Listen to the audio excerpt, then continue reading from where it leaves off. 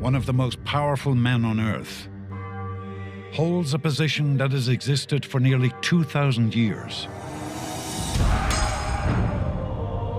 As the world changes and faith evolves, his authority remains. What began with one apostle has become 1.2 billion followers under one man. He is the head of the Catholic Church, the Pope. And this is his path to power.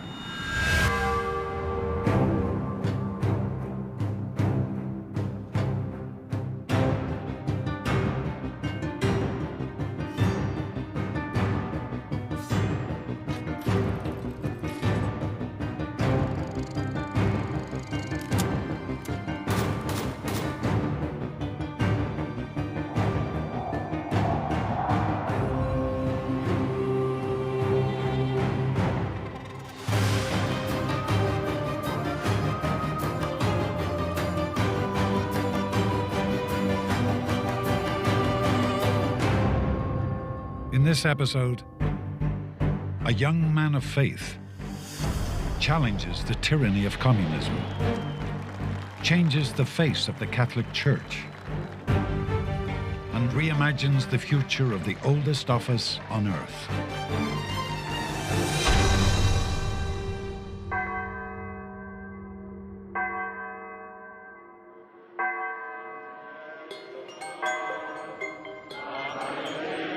John Paul II is perhaps the most recognizable pope of the modern era.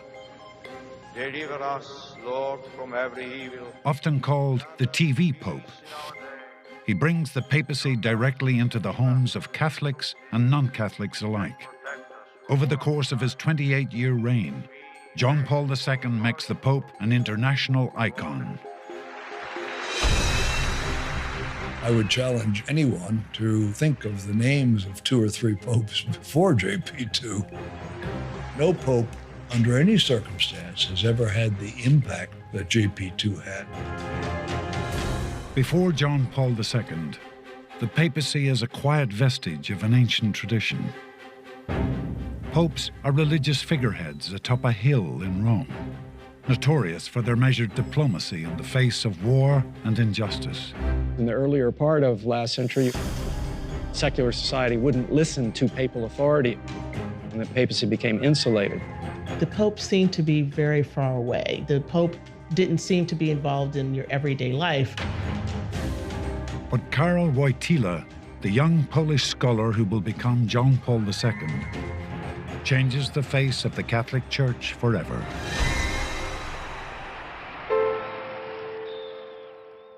His mother died when he was 8 years old. His brother died shortly after that. He was raised by his father in a very pious household. His father was a man of deep prayer, a man of piety.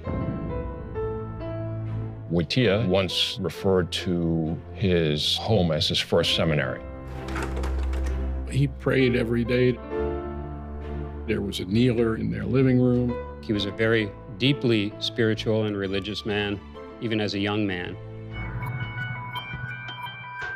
In 1938, 18-year-old Wojtyla moves to Krakow to attend the Jagiellonian University.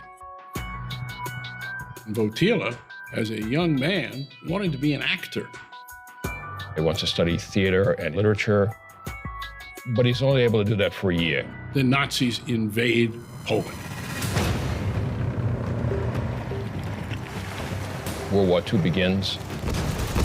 It was the Nazis' goal to eviscerate Polish culture.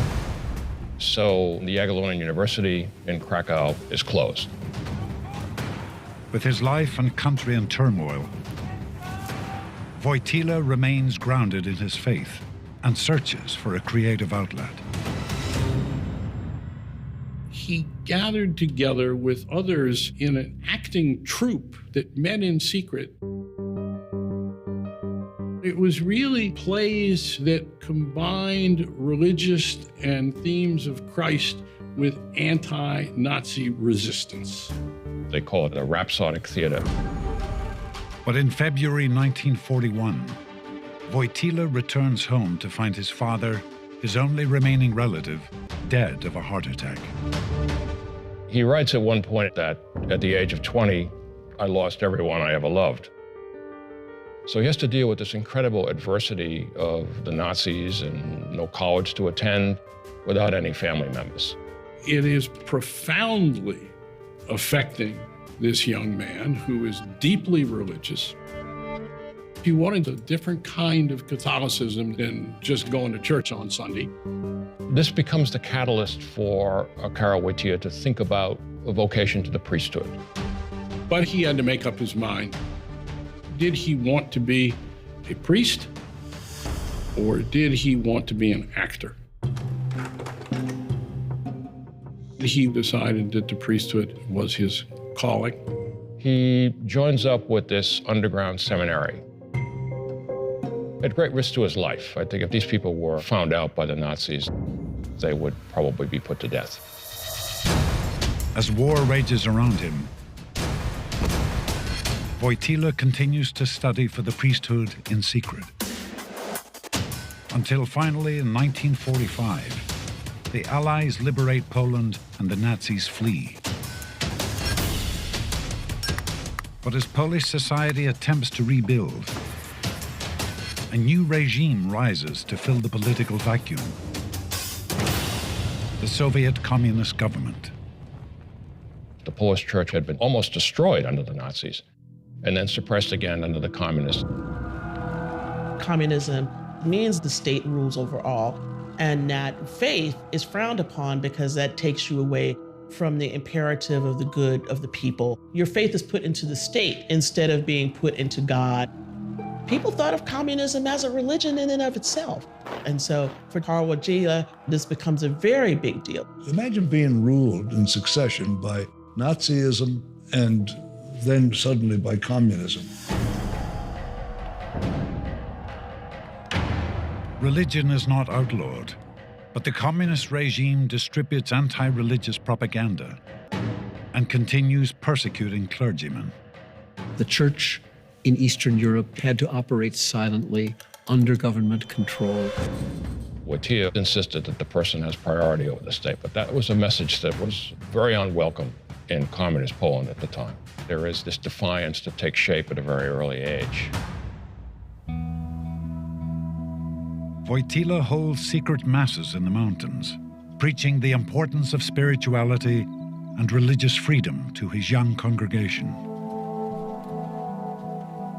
Karol Wojtyla would have been happy to be a parish priest for his whole life, but that wasn't to be. Particularly because of his counseling to young people, he became greatly respected by the hierarchy of the Vatican. In 1958, he is named Auxiliary Bishop of Krakow. The other bishops and cardinals said this is someone who has a lot of promise. And in 1962, the young bishop from Poland will make a splash at a Vatican council where he catches not only the attention of the Pope, but the entire world.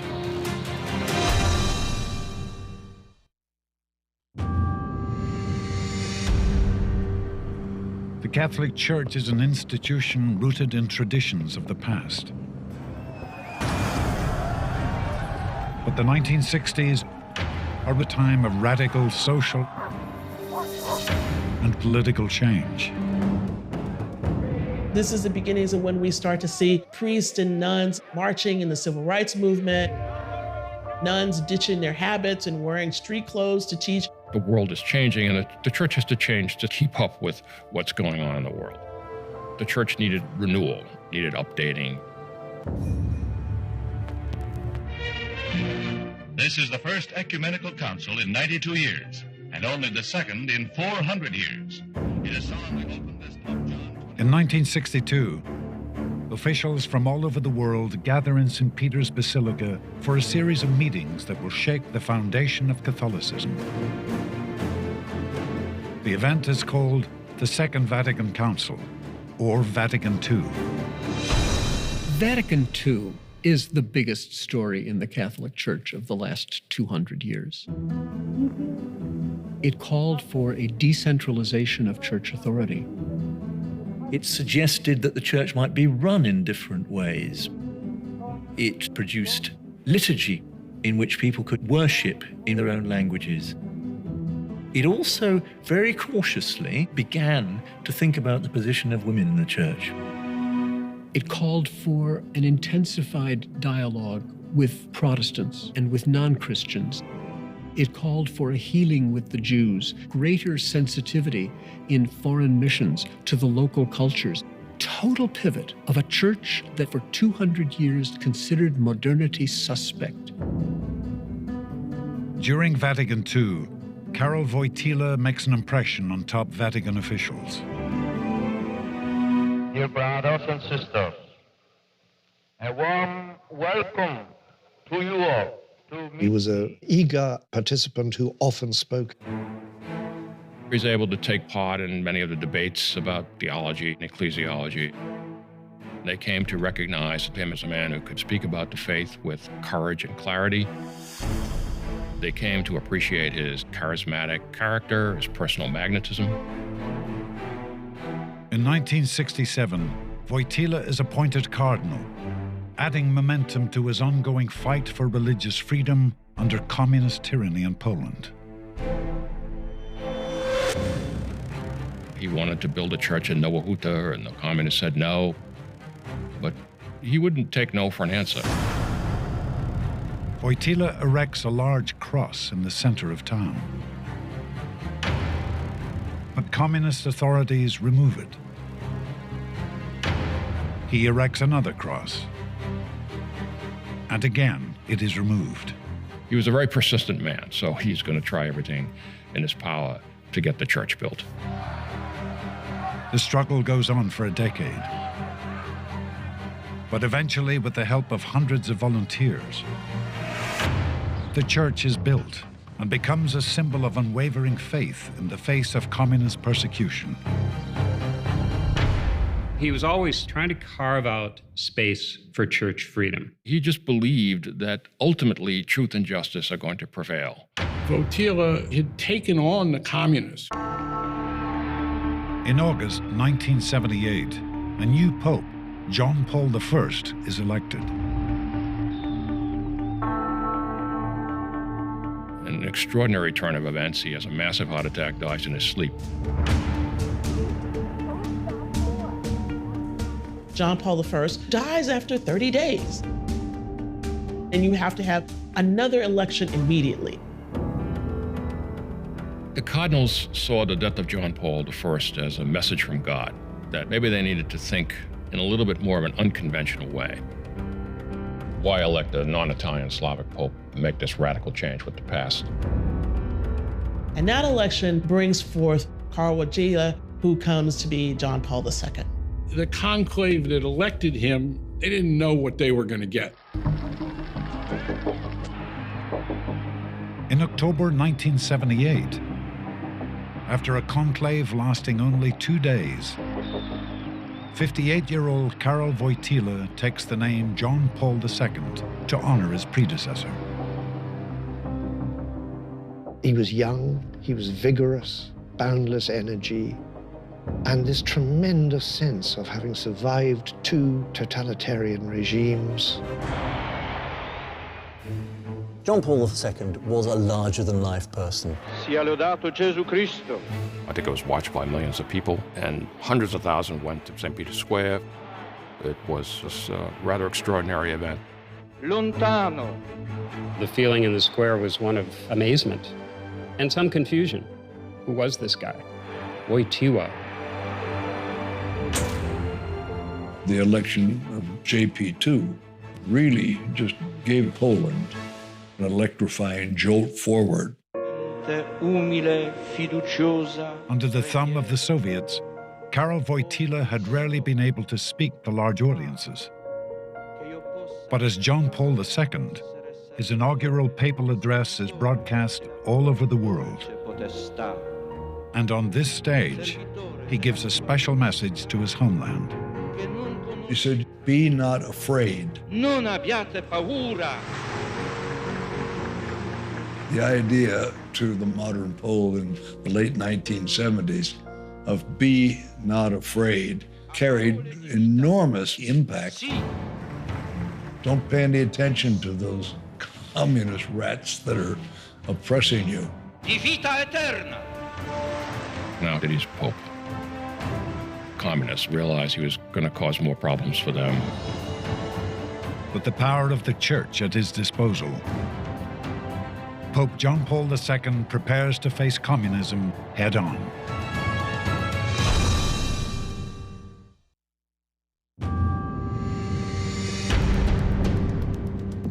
In 1978, the US and the Soviet Union reign as global superpowers.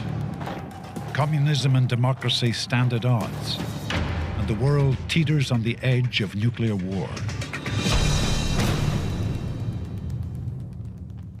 In the Vatican, a pope who came of age under Soviet oppression in Poland brings a fresh and hopeful voice to the world stage. I can still remember the elation of his early years and the tremendous sense that God had sent us a megastar as Pope. He brought this vision to the church. When Pope John Paul II was elected, he pushed the church's influence into areas where the church had never had a voice before. The Vatican realizes that having its own media, they have a daily newspaper, Vatican Radio, they have a press office, it's another way to get the message out. He took the papacy to the people. He became the evangelizer in chief. Media and technology allow his pontificate to reach the furthest corners of the globe. This was a real break with the past because popes kept to themselves. But Pope John Paul II was determined to get out there and let people see him. It marked a real change in the papacy. His access is completely different kind of access. The Pope became a household figure instead of this distant rote figure who lived behind the walls of Vatican City.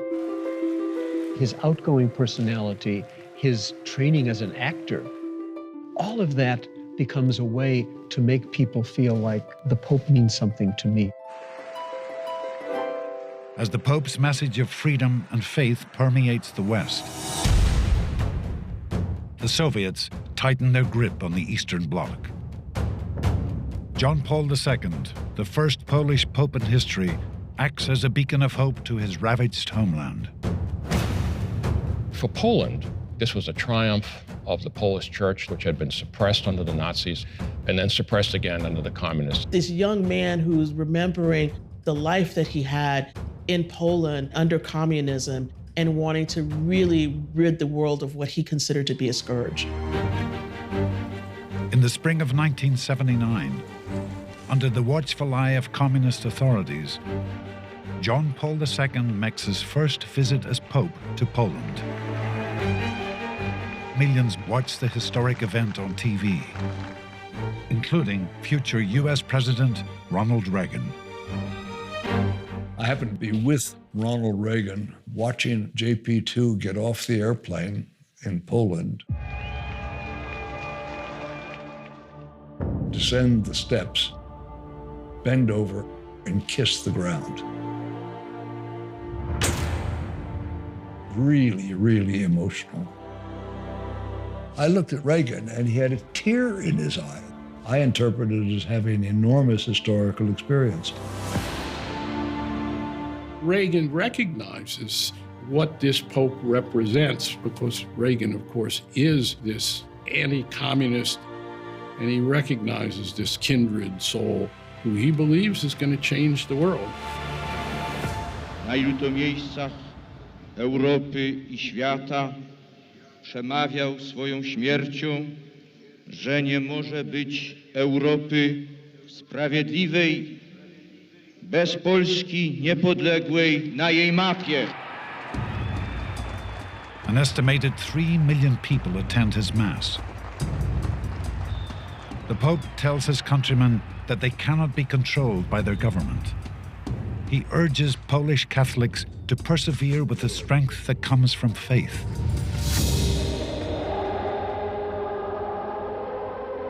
The people who had gathered en masse began to sing, "We want God, we want God."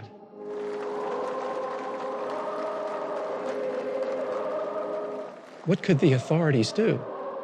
The Pope's assistant whispers to him after a number of minutes, "Perhaps we should put an end to this." And the Pope said back, "No, no, this is why I came." He spends 9 days there, 9 very significant days. He tells people, don't listen to what the government says about you. You're Poles, you're Christians, you have a certain dignity that the state does not uphold. This lit a spark that led the Polish people to resist communism. 2/3 of the people, the population of Poland, saw him in person. This was an earth-shattering event. The Pope's visit inspires an anti-communist uprising called Solidarity.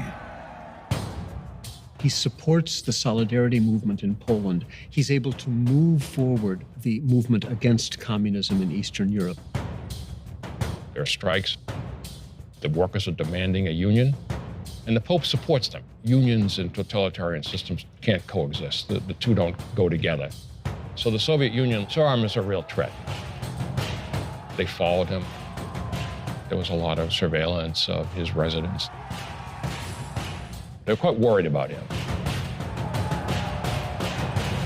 Threats from the Soviets do not derail John Paul II's mission. He embarks upon a world tour. He makes the world his parish. He is someone who was seen in person by more people than anyone in the history of the earth. Popes had traveled in the past, but never before had one pope reached so many people in so many different places. I began flying on Pope John Paul II's jets around the world as part of the journalistic corps. He visited 129 countries. He logged over 700,000 miles. He made 14 trips to Africa. During that time, the Catholic population of Africa doubled. Huge screens, rock and roll screens, up behind him. Today, it might seem, well, everybody does that. Not when he started to do it. The idea of a pope in stadiums all over the world. He had a great understanding of his power. John Paul II drives through the streets in what will come to be known as the Pope-mobile, an open vehicle allowing the Pope to truly connect with the millions who flock to see him. It wasn't glassed in or anything like that. He would reach out to the crowds, he'd pick up babies, mingle with people in a very different way than when he's standing behind an altar. This left him open, but it also left him open in ways that may be dangerous. As the Pope reaches more and more people, and his message of defiance becomes louder, the target on his back becomes larger.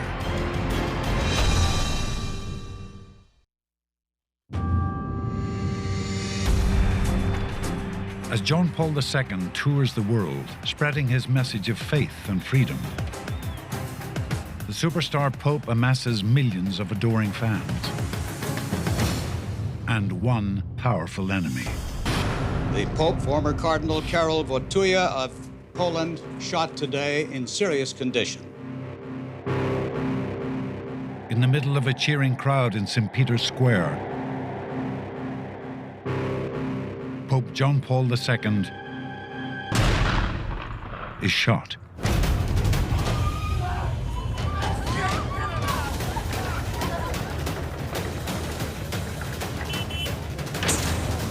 The shooter is immediately apprehended and arrested. The bullet misses the main artery by fractions of inches. He always credits a Blessed Mother with saving him. One hand fired, but another guided the bullet, and that other is the Blessed Mother. The would-be assassin claims the order to kill the Pope came down from the KGB. a bombshell accusation that Italian police are never able to prove. Whether there were orders from Moscow, nobody's ever been able to find them. But the Soviets, they understood what a threat he was. I think the most credible explanation is that the would-be assassin undertook an opportunistic moment to carry out what the Soviets wanted. Eventually, Pope John Paul II visits his shooter in prison. He decides to meet with the man who tries to kill him. He's offering forgiveness to this person who has done this horrible thing to him. That's a profound moment. That's justice for an unjust act. Yet the Holy Father shows him mercy by forgiving him. I mean, it says something about leadership. It's about sacrifice on behalf of the people you lead. Just 22 days after eluding death, the resilient Pope returns to the Vatican. His papacy is not adversely affected in any significant way by the assassination attempt. There's a short interruption, but he continues to travel. In late 1981, the Kremlin declares martial law in Poland. Thousands of activists are jailed, and almost 100 members of the Solidarity movement are killed. He grew up under Nazism, and then communism further represses Polish society. That's his formation. This is his culture. He wants to try to restore this fundamental principle of justice. Pope John Paul II sees a people that are oppressed by the Soviet Union, and he sees something that is wrong, and he wants to set it right. Breaking with hundreds of years of Vatican political neutrality, Pope John Paul II meets with President Ronald Reagan, determined to unite in a common mission. So many people thought Ronald Reagan had to be a Catholic, but wasn't. As you know, Your Holiness, this is my first visit to Europe as president. Reagan had a basic desire to throw off the shackles of communism, and the Pope is an international figure who has enormous moral suasion and force, and he wanted to do something. So there was a combination of forces. The Vatican and White House worked together to fund the Polish Solidarity movement. John Paul II would show up in major cities where the Solidarity movement was strong, and there'd be 1 million people there listening to his every word. And every time he used the word solidarity, they knew he was speaking their language.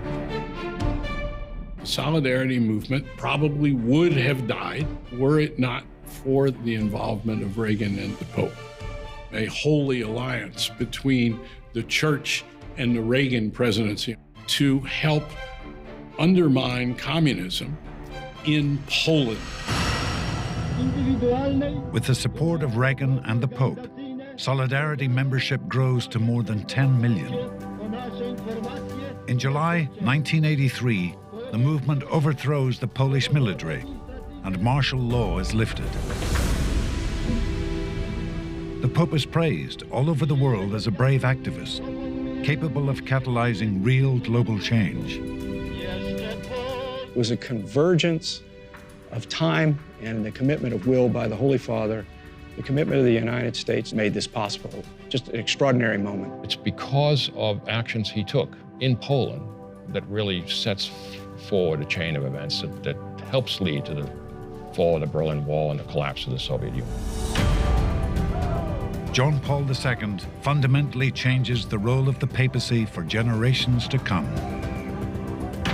He takes an institution known for its quiet piety in the face of war and tragedy and uses the platform to change history. This doesn't mean that every one of his decisions as Pope was perfect. It doesn't mean he never made mistakes. John Paul II made the papacy glamorous and exciting. But the danger now is that people remember the glamour and they don't recognize the really serious defects in his papacy. He did nothing about the sexual abuse by priests all over the world, not just here in the United States. He did not seek to aggressively investigate, didn't much want to know about it, and it's a stain. He knew how to be heroic in front of tyranny, but he could never really grasp how to deal with the modern Western world. In a world rapidly changing its views on civil rights and sexual freedom, John Paul II's social policies remain deeply traditional.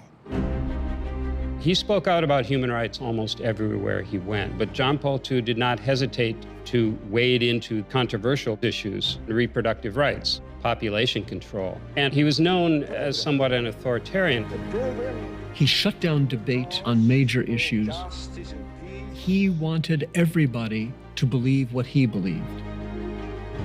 The great irony of John Paul II's papacy is that while he tried to boost papal authority, at his death, despite the millions at his funeral, papal authority was lower and respect for the papacy was lower than at any time in recent history. He was a rock star, but even people who respected the papacy knew they couldn't trust it anymore. It took his successors to finally say, we must deal with this. Despite all he accomplished, John Paul II's successors are tasked with renewing the world's faith in a broken church.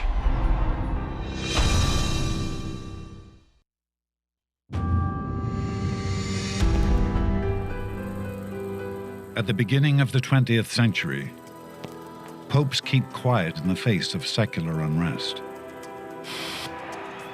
But John Paul II uses his platform to ignite real change in the name of faith and human rights. We now today expect the Pope to be a global spokesman for people who are oppressed. We expect him to be a moral voice. That is in part the legacy of John Paul II.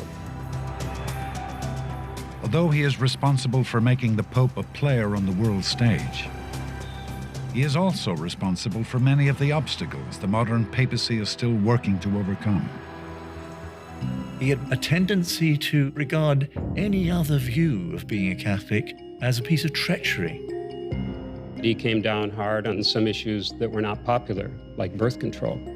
With Pope Benedict, we got more of the same. Benedict was a teacher and a very doctrinal pope.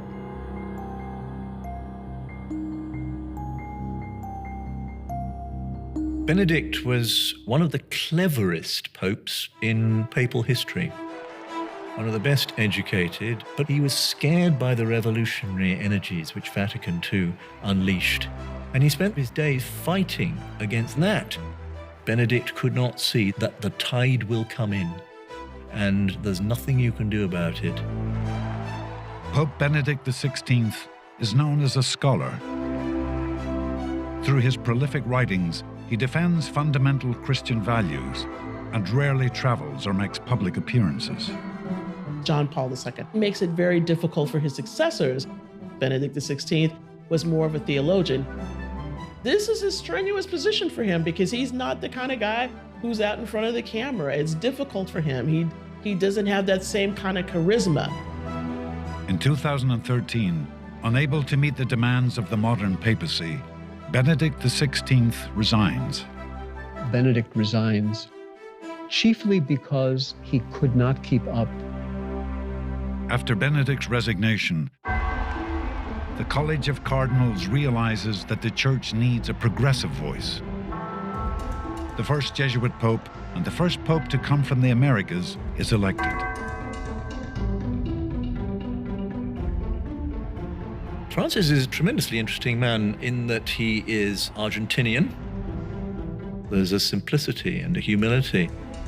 As a cardinal, as a bishop, he went into dangerous areas. He shared people's lives and homes and meals with them as part of a larger movement within the South American clergy to ally themselves with the poor. Unlike any other popes, with Pope Francis comes an era of unprecedented change. He has made revolutionary statements about divorce, birth control, even offered forgiveness for women who've had abortions. He also rejects traditional church pomp and circumstance. Right off the bat, of course, Francis rode the bus with the cardinals, refused the chauffeured car. He kept his old pair of black shoes. These are small token things, but in the popular imagination of Catholics, they count for quite a bit.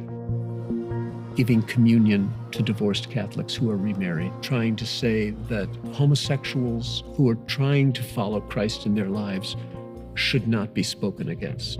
This is what gives him his tremendous popularity, his ability to talk to all sorts of different people and to listen. His project is to get the church to grow up, to live with difficulty and difference, to be more open, to be more welcoming and more merciful. And he's having to use all the weight of the papacy to achieve that. Francis continues to challenge some of the core tenets of Catholicism. As the world changes faster than ever before, how will he lead this ancient office into the future?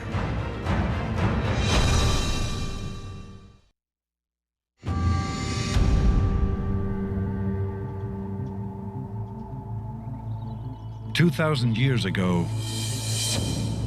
one could not have envisioned the world contemporary popes would have to navigate. And yet, John Paul II, Benedict XVI, and Francis have reimagined the ancient institution in a modern world." The papacy is a complex institution. It develops even in spite of some of the popes. From day one, Pope Francis said the papacy has to be adapted to modern times. He has let it be known that the church's main role is not to issue decrees, rules, and documents, but to get as close as possible to everyday people. With 21st century technology, the papacy is able to reach more everyday people than ever before. The Pope's on Twitter. And when we thought about a Twitter handle, one of the titles of the Pope is Pontifex, which is an old title of the Roman Emperor, which is about the bridge builder. And we thought bridge building would be a nice image because what the Pope was trying to do in social media was build bridges. His predecessor, John Paul II, had answers before the questions had been asked. Francis is a listener. What we're trying to build now is a structure where if somebody has a question or they have an interest, or it happens very often, the Pope tweets and there's somebody coming back saying, "My child is sick, could somebody pray for my child?" We're trying to get communities around the world to give a response to the people so that our communication isn't just one way, it's interactive. A pope embracing change can move the world. The last three men to hold the Holy Office have taken an ancient tradition and translated it for a modern era. John Paul throws open the doors of the papacy and says we will engage at the highest level. Then you have Benedict, who is a professor, who revives the great philosophical tradition of the church. And then you have Francis, who said, "And God is mercy." So in those three men, you have the mind and the soul and the heart. And the combination, I think, really present a holistic picture of what the papacy is, especially in this modern time.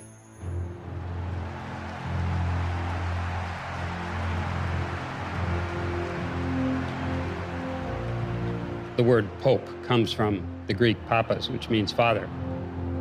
This is something that in some eras was probably lost when popes acted like princes or kings and ruled over their subjects.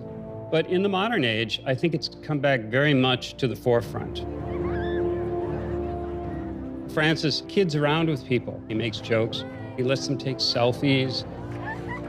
His whole mode of being pope is fatherly.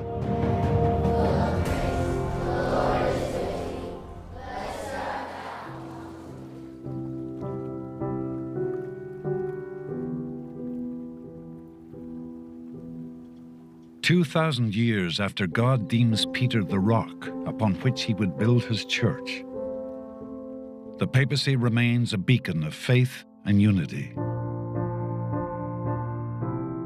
Being Pope today is totally different than being Pope in the early days of the Church.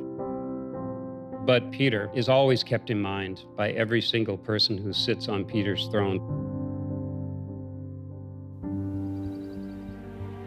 Francis understands what the papacy is, but at the same time, he's made it his own. We have generations of young people who are not going to automatically join the Church just because their parents did. Francis wants to bring a new energy and a whole new perspective to get people's attention. He's been a huge encouragement to a huge number of Catholics who have felt increasingly ashamed of the institution, worried by it, and he's put a spring back in the step of a great many Catholics. If I could answer the question of what's next, that'd be a very marketable skill that I could bring anywhere in the world, and I wouldn't presume to know what's next. The thing I'm interested in, how the patterns of communication are going to change things, and I think we're only at the beginning of that. Throughout the ages, popes have been revered and disgraced. Some have built walls, while others have torn them down. But despite war and famine, through enlightenment and innovation, the 266 men who've held the sacred office have made the Pope the most powerful man in history.